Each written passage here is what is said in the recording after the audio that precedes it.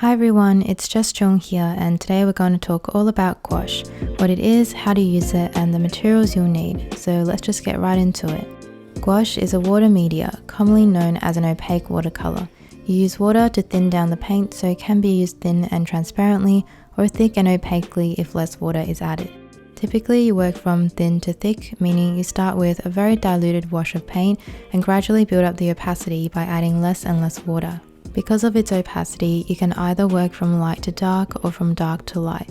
This means you don't have to preserve the light areas like you do in watercolor because you can paint it in opaquely at the end. This also makes gouache more forgiving of mistakes as you can cover an area opaquely to an extent. Like watercolor, gouache is resoluble, meaning you can reactivate dried paint. You can use a wet brush to re-wet paint you've laid down on paper or to reactivate dried paint on the palette.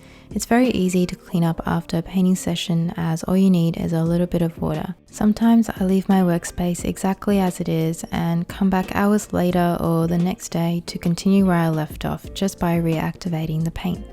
Some other properties of gouache are that it dries to a matte finish. Because of this, gouache artworks photograph beautifully as there is no glare on the surface. A trickier property of gouache is that it dries to a different value. Light colors tend to dry darker, while dark colors dry lighter. While this is extremely tricky to get the hang of at first, it is something that gets easier with practice. Overall, while gouache may be described as some hybrid between watercolor and acrylic, it is unique in its own way for many reasons and it should be used as so. Its main difference from watercolor being that while it can be used thinly, it is designed to be opaque, and its beautiful matte velvety finish is what makes it so unique.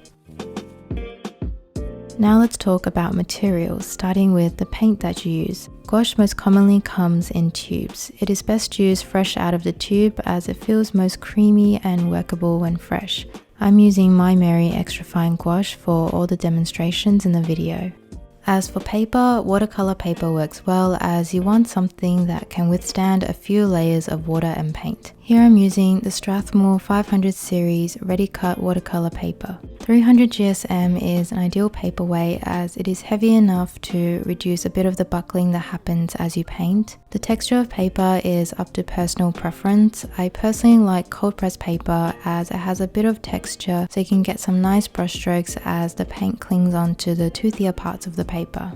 For brushes, you can use watercolor or mixed media brushes. I like to use synthetic brushes. These ones here are by Princeton. I especially like these Princeton Aqua Elite brushes, which have very long bristles that can hold a lot of water, so the paint can go a very long way. An angular shader brush is great for blocking in backgrounds and is also versatile as you can get very thin strokes on its side.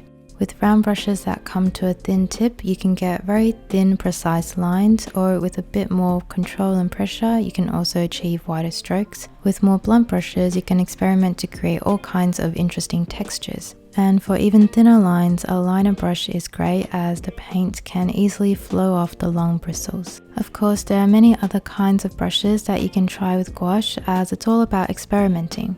Some other things you'll need include a palette, 2 jars of water, a cloth or a paper towel to dry your brushes on, some tape to hold down the paper like washi tape or masking tape, and a spray bottle to mist your paints as you work. Because while gouache can be reactivated on the palette, it takes a bit more time and work to re-wet, and it's not the same creamy, velvety consistency as gouache that is fresh. Now that you know a bit more about gouache and the materials you'll need, let's talk about some basic gouache techniques and getting started with painting in the next video.